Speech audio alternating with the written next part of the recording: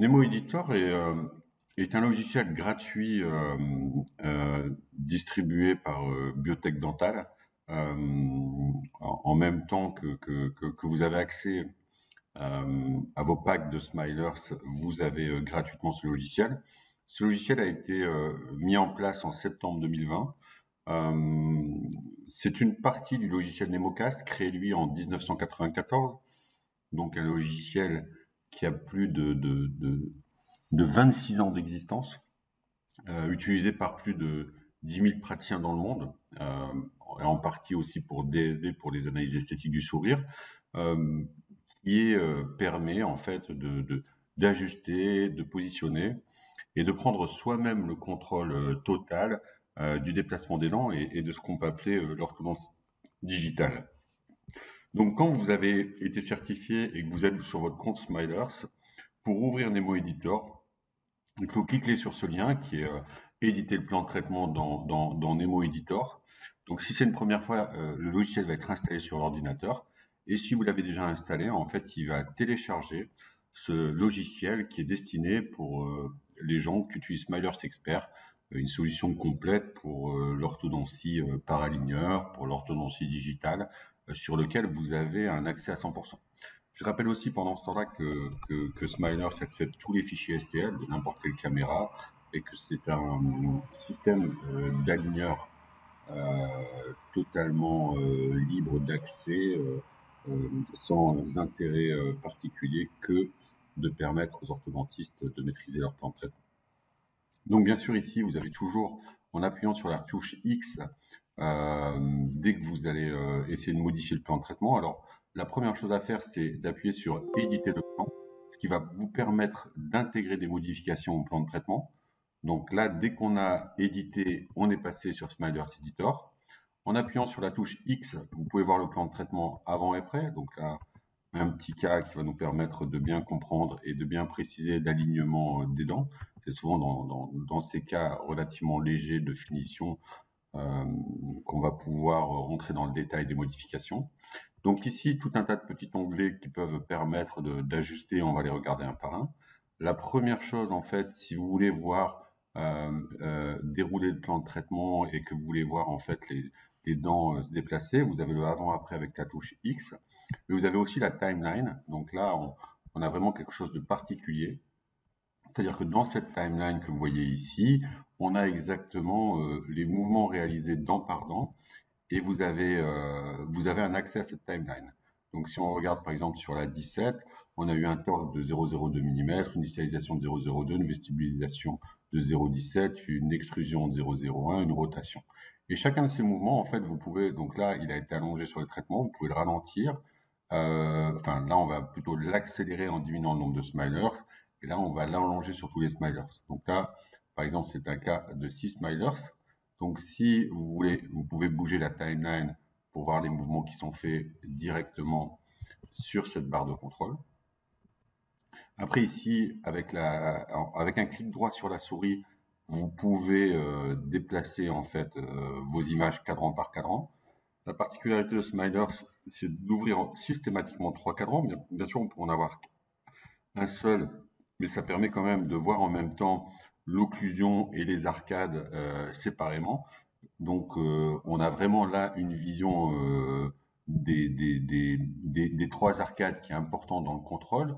Et après, en fait, quand vous voulez voir les choses se défiler, alors vous avez vu qu'on n'a pas accès qu'à une ligne, on a vraiment les mouvements décomposés un par un, dent par dent, qui nous permettent en fait de bien voir et de limiter.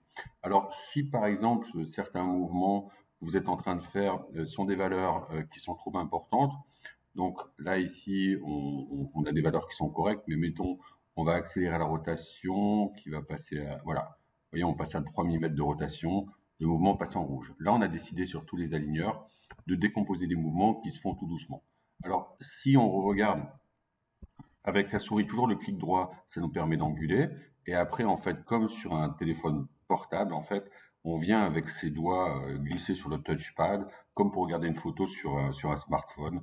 C'est le même système. Après, avec la souris au milieu, on peut venir le déplacer à droite, à gauche pour mettre les positions. Alors, si on fait la touche X, on a systématiquement avant, après, avant, après. Donc, Donc là, on voit dans ce cas que c'est un problème de finition pour la 27, mais on a aussi la 22 qu'on est en train d'égresser. Alors si on veut regarder par exemple sur la 22 et qu'on veut regarder le mouvement qui a été fait, il y a une petite distillation, vestibuloversion, extrusion. On a extrusion de 0,12 mm, rotation, type, torque. Voici exactement les mouvements. Donc, quand vous avez un setup comme celui-là, il faut toujours contrôler, essayer de le faire étape par étape. Donc aujourd'hui, cette séance, on va se contrôler sur l'alignement des incisives et comment contrôler la position des incisives. Alors, chez Nemo Editor, vous avez en fait les guides qui peuvent vous aider en fait à positionner vos dents.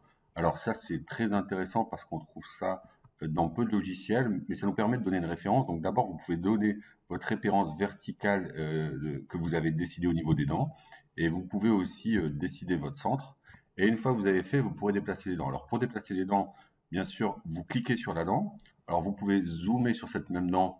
Donc là, vous allez voir en même temps sur la timeline le mouvement qui est fait et vous pouvez commencer à venir l'ajuster. Donc vous voyez par exemple ici, alors je vous conseille toujours avec la souris, hein, vous faites comme si vous étiez sur un appareil photo, en fait vous zoomez, vous venez sur cette partie et vous essayez d'avoir vraiment le maximum dans l'écran là-dedans et venir la positionner dans son axe. Donc là par exemple ici, je vais me mettre sur ce bord qui est ici et je vais venir essayer de positionner l'axe le mieux possible. Alors, je peux aussi m'aider de cette timeline si je trouve que c'est trop difficile pour essayer vraiment d'avoir l'axe de la couronne et pour venir positionner l'axe de la couronne. Donc, toujours zoomer dessus, zoomer dessus. Une fois que je zoome dessus, si je clique au milieu, en fait, ou sur la roulette, je repositionne ma dent, comme ça, je la vois bien dans le cadre. Et là, je peux venir l'ajuster une par une. Donc, ici, vous avez tous les positionnements. Donc, vous voyez celui-là. Donc, attention, parce que si on la tourne ici, on peut créer un petit triangle noir qui est dans cette position qui est là. Donc, venir prendre la dent et la positionner en fonction des flèches une par une. Donc là, on va essayer de regarder un petit peu tous les icônes qu'il y a dessus sur cette dent. Donc, toujours pour changer, si on veut regarder la face occlusale, là, je fais un clic droit. Et si je veux zoomer, je viens dans cette position. Donc là, clic droit, je reviens centré au milieu. Zoomer, j'ouvre comme sur un appareil photo. Je reclique au milieu, je viens, je recentre ma dent. Donc là, ici, vous voyez, assez facile. Donc, clic droit, je viens dessus. OK. Et maintenant, pas besoin du clic, je viens juste la repositionner. Il me donne l'angle. Ici, il va me donner la rotation. Et je peux, en fait, avec cet outil, déplacer ma dent comme je le souhaite, où je le souhaite. Vous voyez, en fait, je viens, je déplace la couronne et j'arrive à la redéplacer. Alors, je vais enlever momentanément cette grille pour essayer de faire vraiment un positionnement unique si j'ai plus besoin de cette donnée. Donc, je vais venir prendre cette phase vestibulaire de la dent. Je vais venir toujours zoomer en écartant comme un zoom et je vais venir clic droit. Je regarde, ok, là je peux déplacer ma dent, je vois les angulations. Je la remets de face. Donc de face, je vais reprendre ma référence verticale. Donc c'est sûr que le fait d'avoir ces lignes que moi je n'avais pas avant dans le software que j'utilisais, en fait, permettent d'avoir un guide et un cadre. Un guide et un cadre de exactement ce qu'on est en train de positionner. Vous voyez, on clique sur cette flèche qui est ici, on vient et on vient ajuster la position des dents. Donc là, par exemple, si les dents sont bien cadrées, je vais voir qu'il y a quand même une petite différence entre la 11 et la 12. Donc cette patiente, elle veut les bords au même niveau. Il y en a qui préfèrent créer un petit décalage, vous regardez. Donc là, je vais venir l'ajuster. Ensuite, je vais venir ajuster la position de cette dent. Donc ça permet vraiment d'ajuster la position des dents une par une. On va regarder à l'arcade mandibulaire. Donc je vais déplacer la ligne qui va me servir de référence. Donc je clique sur la ligne, je viens la positionner. Je contrôle que toutes mes dents sont bien au niveau. qu'elle soit bien centrée, donc je vais redéplacer la ligne. Voilà. Et je vais peut-être juste ajuster un peu celle-là. Donc, je vais cliquer sur l'écran, je vais zoomer pour être sûr que je suis bien dessus. Voilà. Et je peux la descendre très légèrement. Voilà. Je vais regarder si la forme d'arcade est correcte. Si j'ai pas changé, si j'ai pas trop rentré là-dedans.